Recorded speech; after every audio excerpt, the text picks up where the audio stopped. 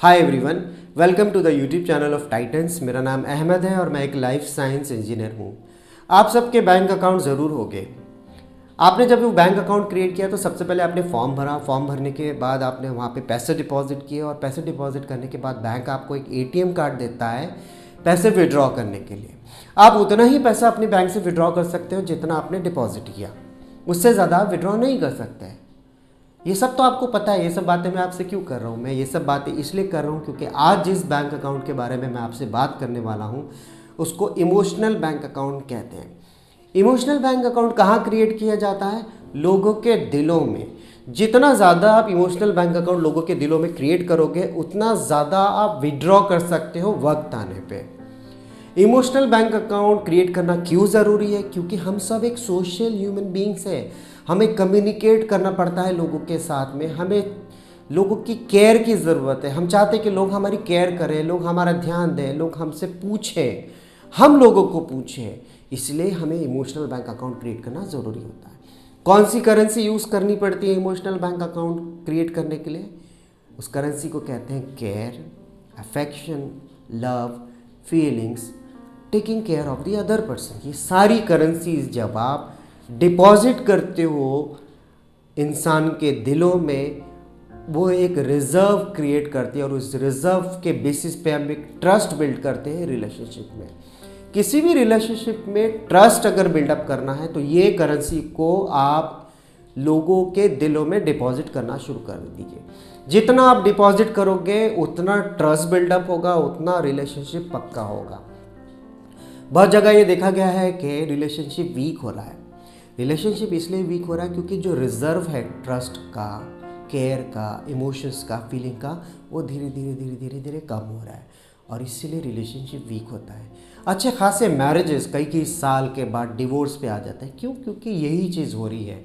जो एक reserve create हुआ था केयर का, इमोशंस का, फीलिंग का, एक दूसरे के प्रति लव अफेक्शंस का, वो सब ख़त्म होते हुए नज़र आता है। इसलिए फिर रिलेशनशिप जो है वो डिवोर्स पे आ जाती है।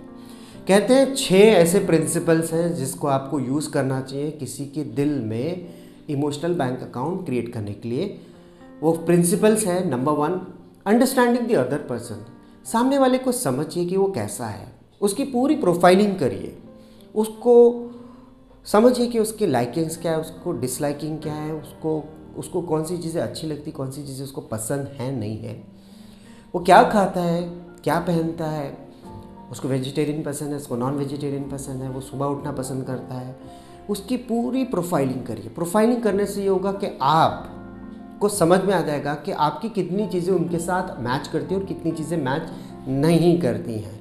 कई बार हमें सामने वाले का कैरेक्टर, सामने वाले का बिहेवियर समझने के बाद ऐसा लगता है कि यार अपन को मैच नहीं कर पाएंगे। लेकिन अगर वो रिलेशनशिप इम्पॉर्टेंट है तो कई बार हमें हमारे कैरेक्टर एंड बिहेवियर को मोल्ड करना पड़ता है, मॉडिफाई करना पड़ता है, because we value the relationship and then you start depositing the currency.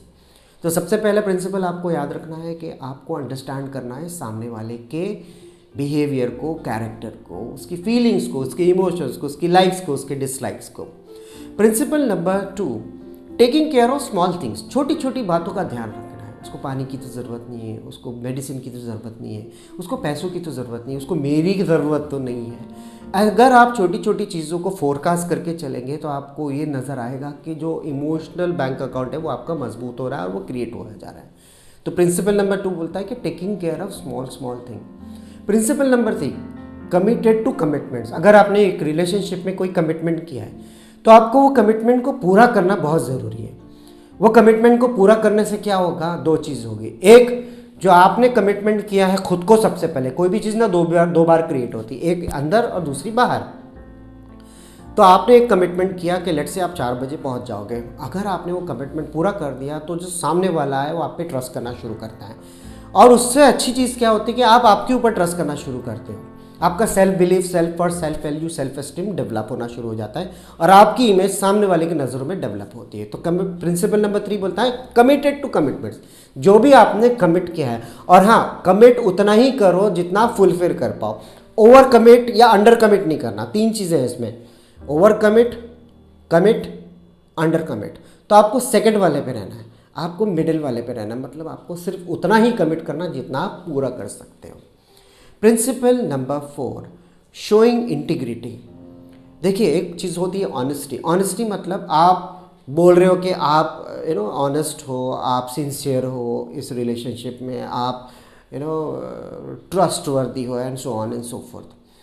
लेकिन इंटीग्रिटी क्या होती है? जो आप वर्ड्स बोल रहे हो ना, उस चीज़ को आप एक्शंस पे ला रहे हो।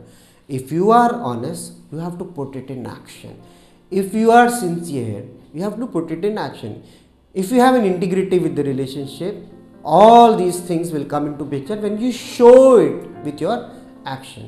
तो आपको प्रिंसिपल नंबर 4 में इंटीग्रिटी प्रैक्टिस करनी है। सिर्फ बोलना, सिर्फ बताना, सिर्फ जताना, सिर्फ एक्सप्रेस करने से इंटीग्रिटी नहीं होगी। You have to put these things in actions.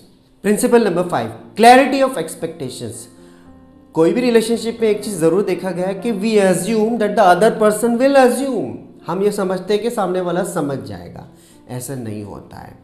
Her relationship में आपको क्लैरिटी बहुत ज़्यादा रखनी है कि आप कितना कर पाएंगे, कितना नहीं कर पाएंगे।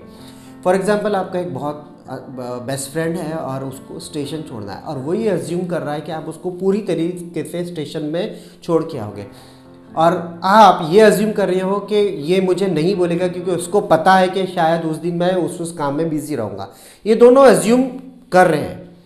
अब वक्त आता है कि इसको स्टेशन छोड़ना है और फिर बात होती है कि भाई स्टेशन छोड़ देगा तो वो बोलेगा कि यार मुझे तो काम है, आई एम सॉरी मैं नहीं आ पाएगा।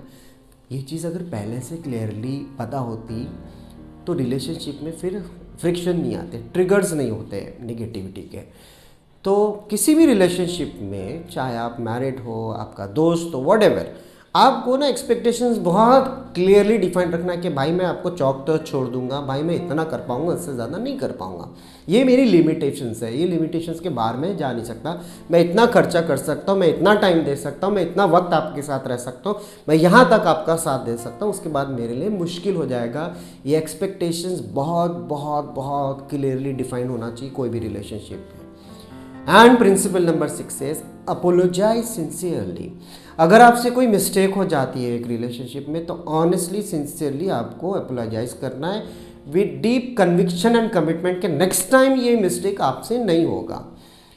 मेरा एक दोस्त है जिसको मैं बर्थडे विश करना भूल गया था, तो मैंने सिंसियरली उसको अपोलोजाइज़ किया, उसको कॉल करके कहा कि भाई ऐसा हुआ कि मुझसे स्किप हो गया, मेरे दिमाग में नहीं था, although we are best friends but पता नहीं I don't know how it skip my mind.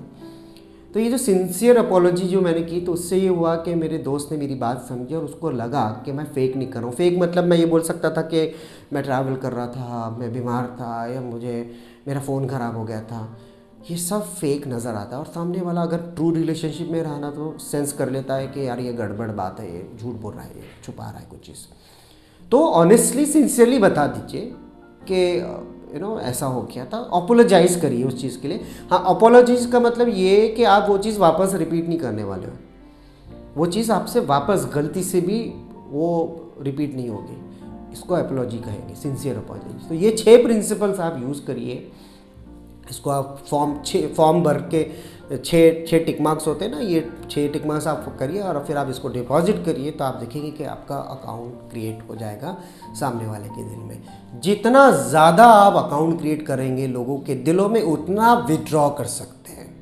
जितना विड्रॉ करेंगे उतना आपको केयर मिलेगा, उतना आपको अटेंशन मिलेगा, उतना आपको लोगों का प्यार मिलेगा और आप जो है आपका एलिवेट होते जाएगा लाइफ, आपका नेटवर्क डेवलप होगा, आपका नेटवर्क डेवलप हो जाएगा। ओके, चैनल पे नए हैं तो प्लीज़ सब्सक्राइब करिए, वीडियो अच्छा लगा हो तो लाइक ज़रूर करें और लोगों के साथ ज़रूर शेयर करें। इस वीडियो के शेयर करने से ही आपका इमोशनल बैंक अकाउंट क्रिएट हो सकता है।